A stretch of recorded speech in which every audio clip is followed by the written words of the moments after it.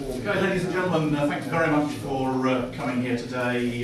We're here to acknowledge the historic connection between 6th Squadron past and the current 6th Squadron. And I really appreciate the effort that a lot of you have made to come here. It was 68 years ago that 6th Squadron was formed, flying the Hawker Hind. It was then disbanded and reformed a couple more times until it finally disbanded for quite a long time in 1957. But in that time, the squadron took part in a lot of activities and campaigns, flying everything from short Singapores, Catalinas, de Havilland float planes and Sunderlands. One of the great things about being part of a squadron is the huge amount of history and background that comes with the squadron number. And it was only when squadron leader Ian Brash, who was the squadron adjutant about 18 months ago, first came here, and probably within about half an hour of arriving on the base, he found his way to the bar and was looking around the mess and spotted that his previous two squadrons, 5 and 40 Squadron, had their battle honours up in the officers' mess, but there was nothing for 6th Squadron there. And being the sort of person that likes things to be done correctly and things that should be recognised, he made it his mission to sort out that omission.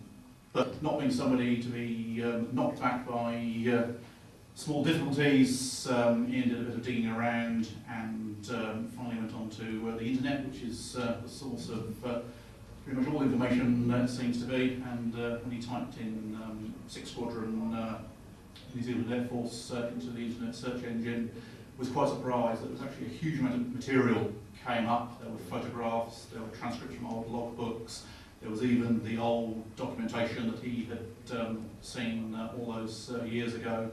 And most of the work had been done by somebody calling themselves the Adelaide Archivist. Chief of Air Force agreed that the squadron could acknowledge its battle honours, and he's approved the award of the following honours, which are the Pacific 1941 to 45, Central Solomons 1943, Bougainville 43 to 45, and Rabaul 43 to 45. Okay, probably enough from me, so I'll pass you on to Jenny, who will help me in unveiling the honours board, and if she wishes to say a word or two with that as well. Thank you very much. Thank you, Commander Taylor. I found out about 10 minutes ago that I was meant to say some words, so I'll stand up here and actually thank everyone for coming here. Thank you particularly to Ian for organising this. It's a great honour to be part of it. So I've never set out to do this. This whole thing started off when Scotty, my dad, who was squadron adjutant, got heart disease in the 1990s. Early 1990s, and his health was failing, and he had these photos that he had brought back from Halavo Bay when he closed the base down. I think for about 2 days looking at his military records, he was CO of Halavo Bay. That's because he was the last person left at Halavo Bay. Graham Goss told me when they flew out NZ4017 XXT, it was the last aircraft out of Halavo Bay, the last Catalina, and they waved Scotty goodbye on the beach.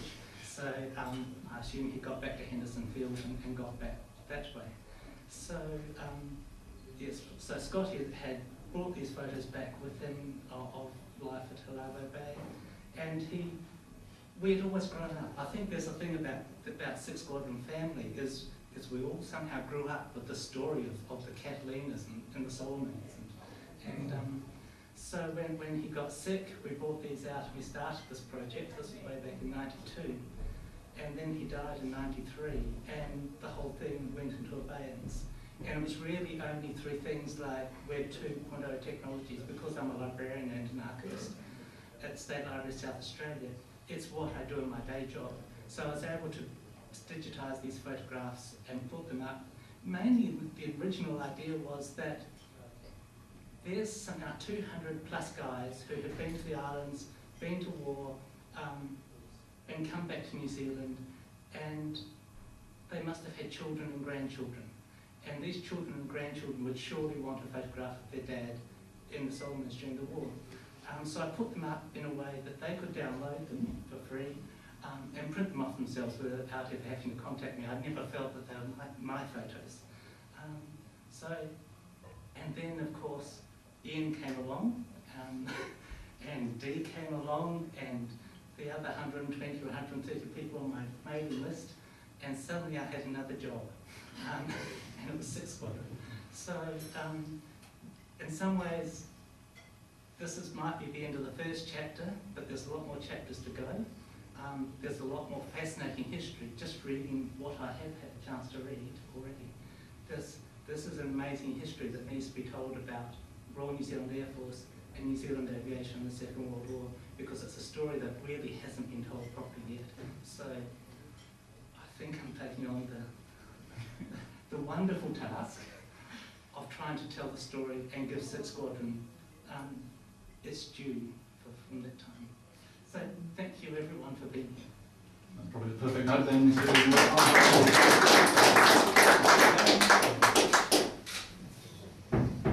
so this will be put up in the mess shortly, hopefully. Thank you very much. Thank you.